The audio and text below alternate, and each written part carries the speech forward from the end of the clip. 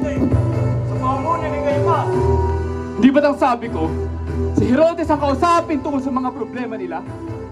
Binabalik sila ni Herodes. Tulad nyo, wala rin sila nakitang mali sa taong iyon. Anong gusto niyong gawin ko? Palisin sila! Sigurado kayo? Baka magsimula sila ng pagsipagsik. Katatapos lang ng huling gulo sa lungsod.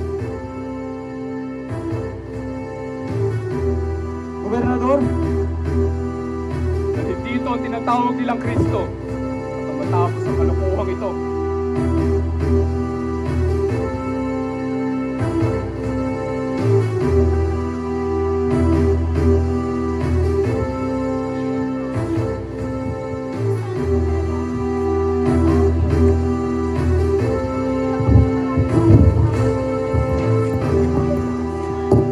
Kung hindi ko ito gagawin, Nakalulungkot baka magulo sila. isipin na Ang mga saserdote ay nilalaman ng git sa galit.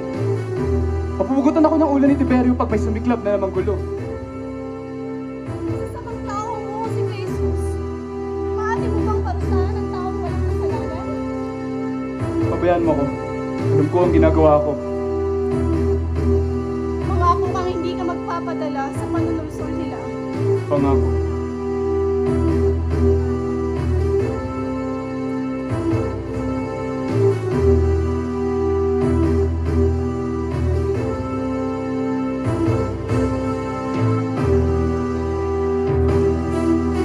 Nakalulungkot isipin na marami ang hindi nakaunawa kay Jesus at tumanggi sa handog ng pagbabago.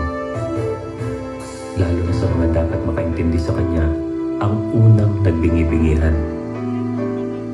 Ang pagkayamot at inggit ang mga naging hadlang sa pagtanggap kay Kristo. Ngunit sa gitna ng pagkagalit ng Sanhedrin sa Kanya, ay may mga tao ring nasa kapangyarihan na nais siyang unawain, nais siyang kilalanin. Si Pilato.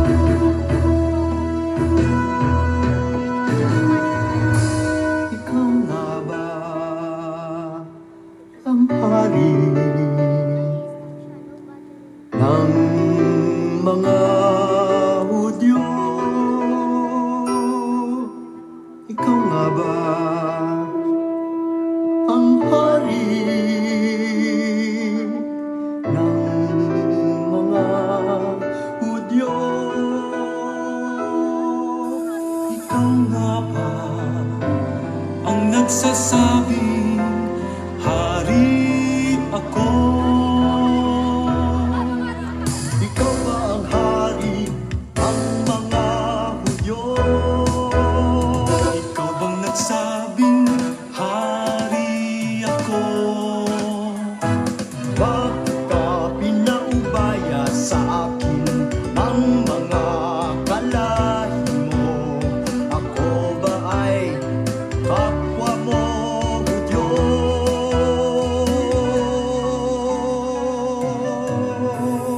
Kung ang pagkahari ko'y galing sa mundong ito, ipinaglaban sana ko ng mga tauhan ko. Ngunit ako'y naipaubaya sa mga Hudyo, kaya hindi sa mundong ito ang pagkahari ko. Tama nga sila, hari ka nga talaga. Ikaw na ang nagsabing hari ako. Makinig ka nang malaman ang totoo. Ngunit ano ba ang totoo? Ngunit ano ba ang totoo? Ngunit ano ba ang totoo? Ano ba ang totoo? Wala akong makitang sala sa kanya. Nais mo bang siya'y palayain ko na? Ang sinasabi niyong hari ng mga Hudyo.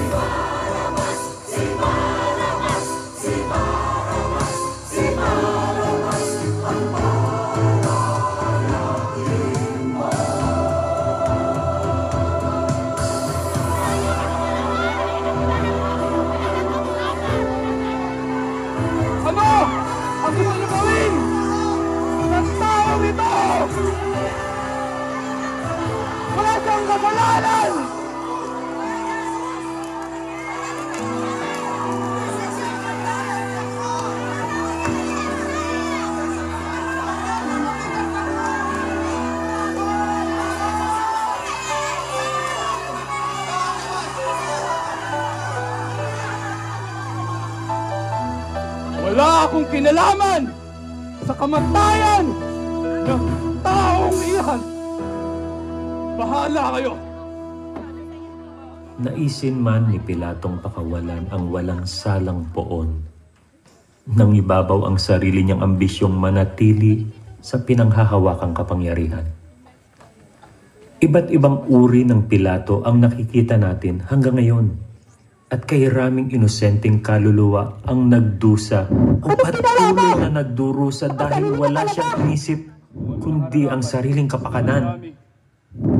Ilan pa kaya ang mangungulila dahil sa walang katarungan mo? Kailan ka ba magbabago? Pilato.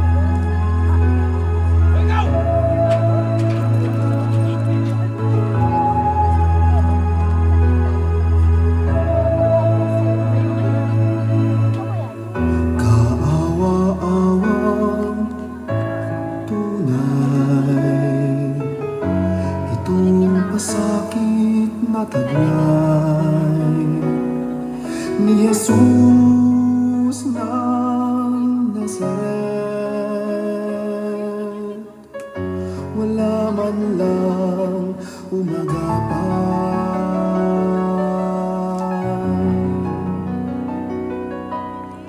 ngunit sa iyong mga mata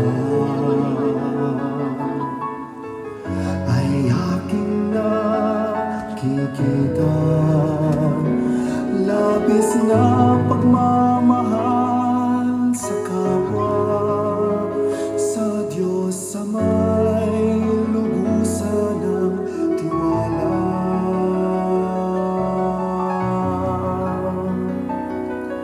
Handa akong pasanin, kanyang krus ay dadalhin. Sa abot ng aking lakas, mga pisig kong kalasag, tutulungan kita.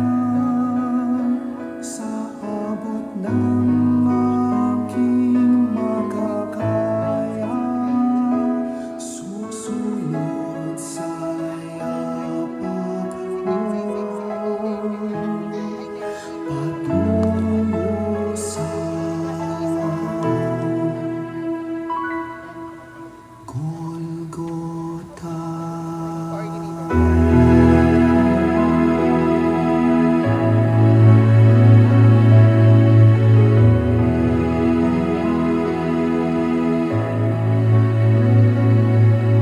Sino ka ba, Jesus? Ano ba ang iyong kasalanan? Bakit ka pinahihirapan at walang tigil pinarurusahan? Sino ba ako, Jesus, na piniling tulungan ka? Ito ba'y parusa rin sa akin, o kaya'y isang biyaya sa akin? Handa akong pasanin, kanyang krus ay